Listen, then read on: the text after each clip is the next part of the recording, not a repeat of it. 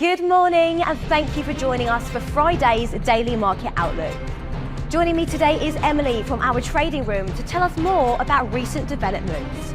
Emily.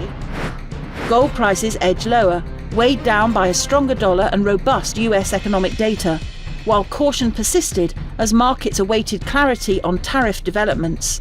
US gold futures were 0.4% down. The S&P 500 stock index and the Nasdaq Composite both closed at record highs as investors embraced strong economic data and earnings reports that showed American consumers remained willing to spend. The market cap of Tether's USDt, the world's largest stablecoin, has surpassed $160 billion for the first time.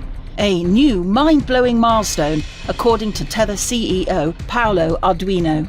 He has said that USDt is used by more than 400 million people worldwide. The euro-dollar pair edged lower in the last session.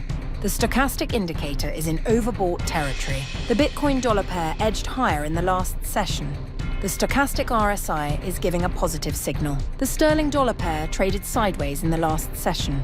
The stochastic RSI is giving a negative signal. The Aussie-dollar pair saw moderate losses in the last session. The ROC is giving a positive signal. In the days ahead, the economic calendar will include essential updates and key data releases. These high-impact events are expected to influence market behaviour and could lead to significant price movements. Understanding the importance of these releases is key for strategic planning. Whether outcomes meet, miss or exceed expectations, the market could respond in kind. We hope that you've enjoyed our Friday's Market Outlook.